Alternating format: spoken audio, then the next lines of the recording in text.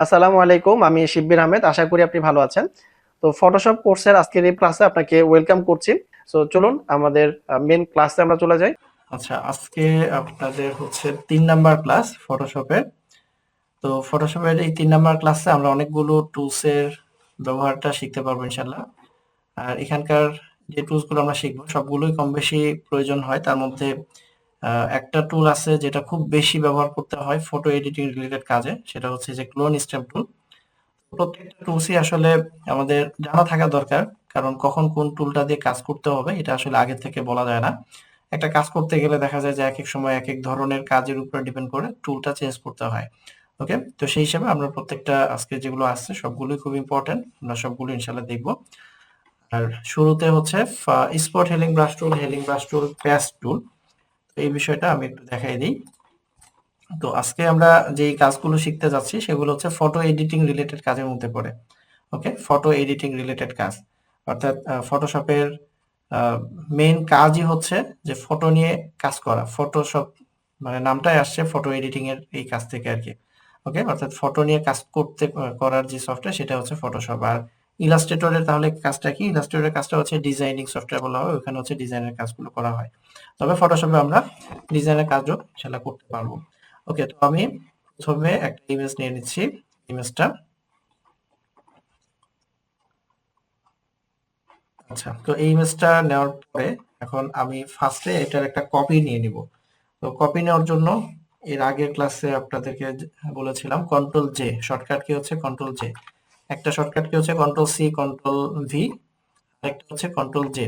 আমরা control J দিব, তাহলে আর দুইবার আমাকে কি প্রেস করতে হচ্ছে না, একবারে এই যে এই পুরো লেয়ারটা কপি হয়ে চলে আসতেছে। তো এখন স্পট হিলিং ব্রাশ টুল, এই টুলটা পাবো হচ্ছে আমরা এই যে এখানে, এখানে এই যে 5টা টুল আছে, প্রথম যেটা আছে স্পট হিলিং ব্রাশ টুল। তো এই টুলের কাজ হচ্ছে যে এই যে একটা ছবি আমি নিয়েছি, দেখেন এই ছবিতে অনেকগুলো স্পট আছে, অনেকগুলো হচ্ছে পিম্পল আছে। তো এই স্পট গুলো, এই পিম্পল গুলো কিভাবে রিমুভ করা যায়? তো এটা রিমুভ করার জন্য মেইনলি আমরা এখানে এই 3টা টুল ব্যবহার করব। প্রথমটা হচ্ছে স্পট হিলিং ব্রাশ টুল। তো এখানে ব্রাশের সাইজটা থার্ড বাকেট দিয়ে বড় ছোট করতে পারবেন। আগের গত ক্লাসে আমরা যে ব্রাশটা দেখেছিলাম ওইটার মধ্যে থার্ড বাকেট, শুধু থার্ড বাকেট প্রথমটা দিলে ছোট হবে, পরেরটা দিলে বড় হবে।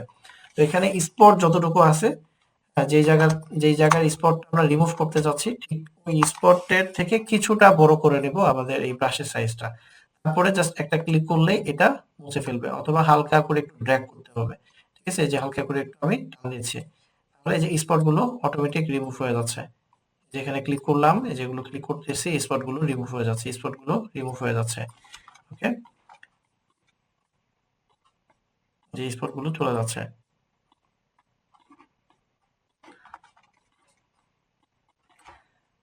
ওকে, তো এই যে এভাবে যতগুলো স্পট থাকবে সবগুলো স্পটে ক্লিক করে করে স্পট গুলোকে রিমুভ করতে হবে। এখন আমি আগের যদি দেখি এই অবস্থা ছিল, এডিট করার পরের অবস্থাটা হচ্ছে এইটা। ওকে, বিফোর আফটার, বিফোর আফটার।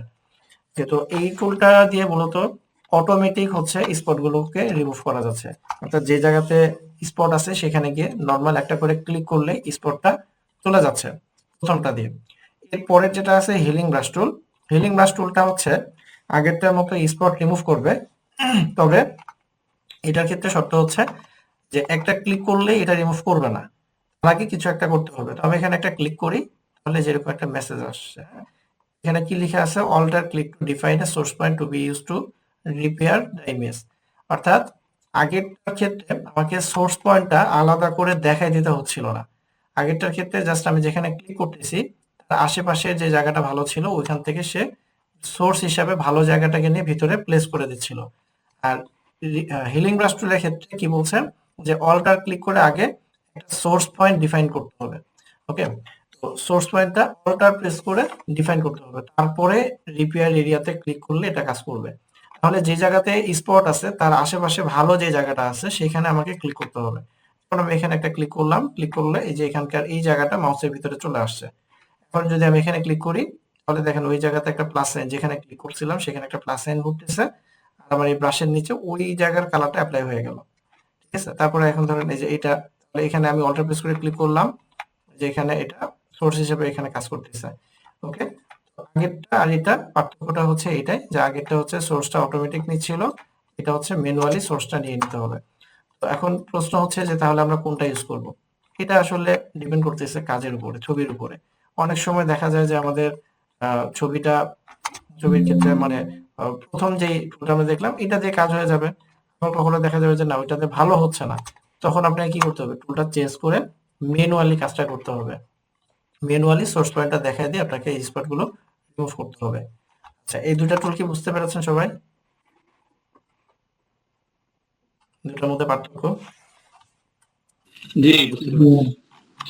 আচ্ছা, খুব সোজা একটা ব্যাপার।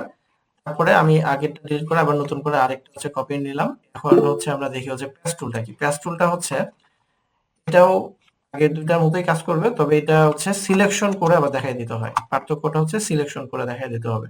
এখন এই জায়গাটাতে আমি ক্লিক করে এবার ড্র্যাগ করলাম, এটা সিলেকশন হয়েছে। এখন এখানে জাস্ট ক্লিক করে যদি টেনে দেই তাহলে এই জায়গাটা এখানে অ্যাপ্লাই হয়ে গেল। ঠিক আছে, মানে একই কাজই, আগের দুইটার মতোই একই কাজই করতেছে। পার্থক্য হচ্ছে আগের প্রথমটা অটোমেটিক সিলেকশন সোর্সটা নিচ্ছিল, দ্বিতীয়টা হচ্ছে অল্টার প্রেস করে আমাকে সোর্সটা দেখা দিতে হচ্ছে, আর তৃতীয়টা ক্লিক করে ড্র্যাগ করে সিলেকশন তৈরি করে সোর্সটাকে ডিফাইন করতে হচ্ছে। এভাবে যতগুলো স্পট থাকবে একটা একটা করে ধরে ধরে পুরোটাই ক্লিন করতে হবে। ওকে, কাজ কিন্তু একই রকমই হচ্ছে। তো কখনো দেখা যাবে যে আপনার প্রথমটাতেই ভালো হয়ে যাচ্ছে, কখনো আবার প্রথমটাতে ভালো হবে না, তখন আপনাকে দ্বিতীয়টা নিতে হবে। ঠিক আছে, তো এভাবে চেঞ্জ করে করে দেখতে হবে যে কোনটাতে আসলে বেটার পারফরমেন্সটা আমরা পাচ্ছি।